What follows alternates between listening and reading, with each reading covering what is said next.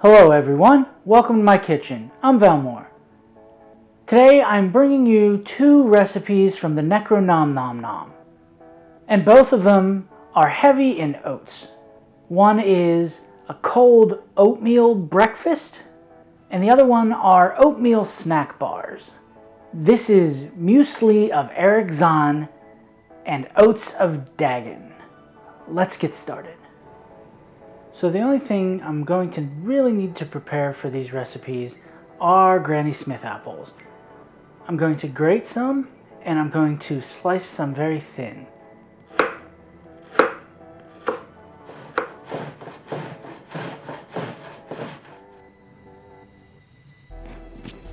My muesli is going to start with oats and coconut milk.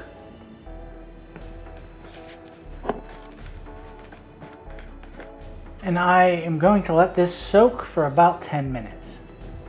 Now, after soaking these for 10 minutes, I'm going to add in most of my slivered apples, my shaved apples, sunflower seeds, and I'm realizing this bowl is definitely not going to be big enough, so I'm going to transfer all that.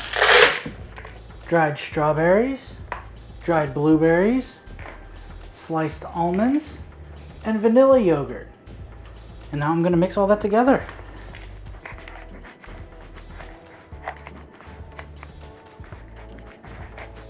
I one more time transferred bowls because I was going to need something that had a lid.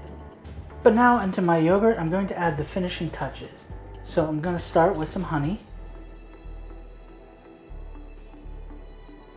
the remainder of my apple slivers, and some more sliced almonds. And I'm going to put that into the fridge overnight. So I'll see you tomorrow.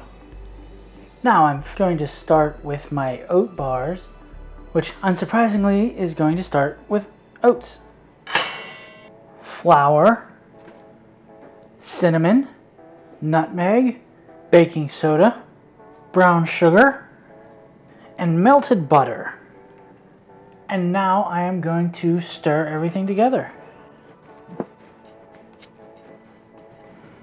Now I am going to save a cup of this for the top layer, and now I'm going to put the rest of it into my greased up pan. I'm just going to push it down a bit. And now I am going to bake this for 15 minutes. And now that that is cooked up and has started to get a crust on it, I'm going to add applesauce and spread that out, some crushed almond, some crumbled bacon. Then I'm going to top it with the rest of my crumble and some powdered sugar. Then I'm going to put this back into the oven for another 15 minutes and then let it cool for 15 minutes before I cut it into squares. And the preparation of this recipe is written by somebody who's watching and narrating as Erich Zann frantically chops and mixes his muesli. The ingredients themselves are started in German, then written again in French, and then translated into English, which is just another indicator of the oddities in this cookbook. The preparation for the Oats of Dagon is actually written a bit like a ritual, so I'm going to read that here for you. The first oath. Stir, O Father of grains, the souls of those who have taken the first sacraments. When the water of life is even in them, take and set aside thy chosen in the cup of Dagon's oats. The second oath. May those who remain be pressed firmly into service to thee upon the baking vessel slick with fat, subject to heat for 15 minutes. When the sacred grain has formed a crust, we shall remove them from the kiln and spread upon them the second sacraments. The third oath. The chosen shall lay upon them and be anointed to the third sacrament. When this is done, dress them again in the saved cup of the first oath. Take them again to the fires. Give them respite for 1/4 hour, no more. Watch them carefully, as even this could be more than is needful. And it's reasons like that why it's nice that in the back there's a more standard definition of the cookbook. Because what I just read you is all that they gave you for what you just watched of me putting together the Oats of Dagon.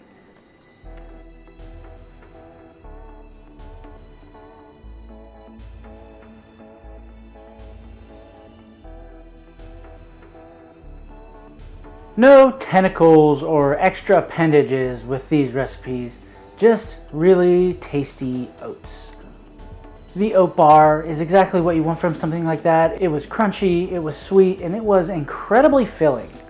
It would truly be a very nice, quick thing to take with you if you were in a hurry.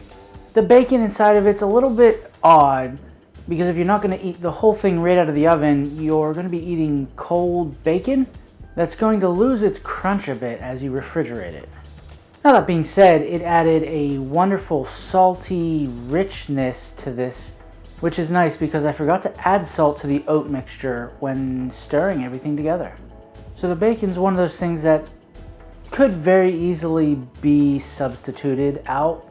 I mean, if you're adding it for the salt, maybe a little salted caramel, because like I said, it's going to lose its crunchy element when it goes into the fridge, or even if you don't put it in the fridge, if it sits out. The muesli was wonderful as well. It was creamy, sweet, and had the perfect amount of crunch from the sunflower seeds and almonds. It makes for a very wonderful breakfast parfait. Although I do think the portion sizes are off. That's something I've noticed with a few of the recipes in here, that some of the portion sizes or the amounts of ingredients that they want you to use are too much. You saw the container I had that in.